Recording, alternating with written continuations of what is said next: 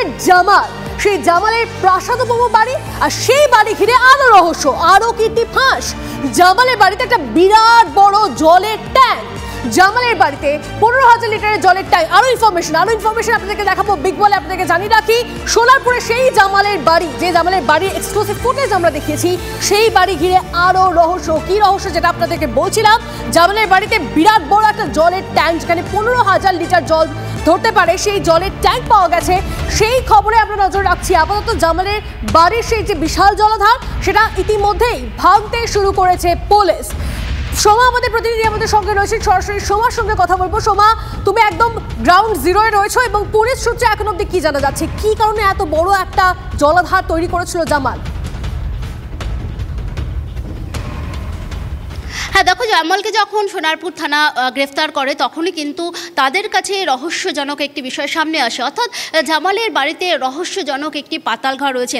এবং শুধুমাত্র পুলিশের অনুমান নয়, স্থানীয় বাসিন্দারা কিন্তু তারা সেরকমই জানিয়েছিল যে তার বাড়িতে কিন্তু একটি বিশাল বড় পাতাল ঘর রয়েছে, অর্থাৎ তার যে জলাশয় রয়েছে, জলাশয়ের নিচে কিন্তু সেখানে একটি পাতাল ঘর রয়েছে। সেই খবর পেয়ে কিন্তু আজ ভোর রাতে জামালকে সঙ্গে নিয়ে সোনারপুর থানার পুলিশ তারা আসে। দেখতে পাচ্ছ যে জামালের যে বিশাল বড় প্রাসাদ, সেই বিশাল বড় প্রাসাদের পাশেই রয়েছে জলাশয় এবং সেই জলাশয়ের পাশেই রয়েছে বিশাল বড় একটি পাতাল ঘর। যদিও পুলিশ সেই পাতাল ঘর খোঁড়াখুড়ি করে, কিন্তু পুলিশ সূত্র থেকে এখনো পর্যন্ত আমরা যেটা জানতে পাচ্ছি যে সেটা কিন্তু একটা বড় ওয়াটার রিজার্ভার, সেখানে 15,000 লিটার জল ধরে। তারা কিন্তু যেহেতু রহস্যজনক এই পাতাল ঘর, এত বড় রিজার্ভার কেন তার বাড়িতে, তা ঘিরে কিন্তু পুলিশের মনে প্রশ্ন ছিল। তারা কিন্তু ভেতরে তল্লাশি অভিযান চালিয়েছে, কিন্তু এখনো পর্যন্ত পুলিশ যেটা জানিয়েছে যে এই রিজার্ভার থেকে তারা কিছু উদ্ধার করেনি। তবে জামালের বিরুদ্ধে আরও যে বেশ কিছু অভিযোগ ছিল, যে সে অবৈধ ব্যবসা করত, জমি দখল, মাটির ব্যবসা, এই সমস্ত ব্যবসা করত, সেই কিছু নথিপত্র কিন্তু তার বাড়ি থেকে তল্লাশি করে সোনারপুর থানার পুলিশ তারা কিন্তু সেটা উদ্ধার করেছে। এবং 1.5 ঘন্টা ধরে তার বাড়িতে তল্লাশি অভিযান চালানো হয়েছে। এবং শুধুমাত্র পাতাল ঘর নয়, তার বাড়িতে যে সমস্ত জায়গায় তাদের পুলিশের সন্দেহ রয়েছে যে এখান থেকে কিছু উদ্ধার হতে পারে, সেই সমস্ত জায়গাতে কিন্তু তল্লাশি অভিযান চালিয়েছে। এবং পুলিশ সূত্র থেকে আমরা যেটা জানতে পাচ্ছি যে শুধুমাত্র নথিপত্র নয়, কিছু সিসিটিভি ডিভিআর সেটাও কিন্তু তারা উদ্ধার করেছে। এবং উদ্ধার করার পর এই মুহূর্তে কিন্তু জামালকে নিয়ে তারা আবার বেরিয়ে গেছেন। এবং আরও একটু বিষয় আমরা যেটা আগেই বলেছিলাম যে এখানে কিন্তু 2টো কচ্ছপ রয়েছে, সেই বিষয়ে হয়তো পরে আবার তারা আসবেন বন দপ্তরকে সঙ্গে নিয়ে। তবে দেখো, যে পাতাল ঘরের কথা বলা হয়েছে, কেন এত বড় পাতাল ঘর তৈরি করা হয়েছিল, এবং যে নথিপত্র পাওয়া গেছে তার ঘর থেকে, এবং সিসিটিভির যে ডিভিআর পাওয়া গেছে, সেগুলো পাওয়া যায়। অবশ্যই আমাদের সেদিকে নজর থাকবে। সোমা, তুমিও নজর রাখো। আপাতত ধন্যবাদ।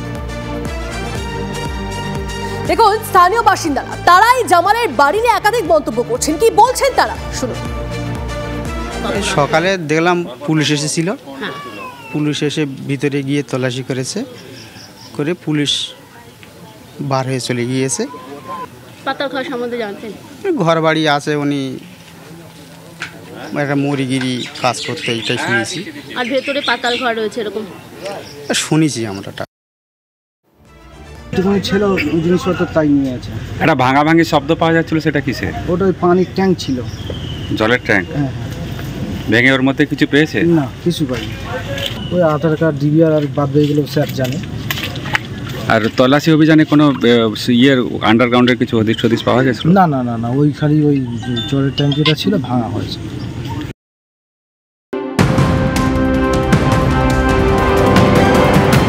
এই মুহূর্তে আরো একটা ব্রেকিং নিউজ। এবার বাড়ি বসেই রেশন কার্ডের নাম ঠিকানা পরিবর্তন করা যাবে, এমনটাই জানিয়েছেন খাদ্যমন্ত্রী রথীন ঘোষ। ইতিমধ্যে এই প্রক্রিয়া শুরু হয়ে গেছে, জানিয়েছেন খাদ্যমন্ত্রী।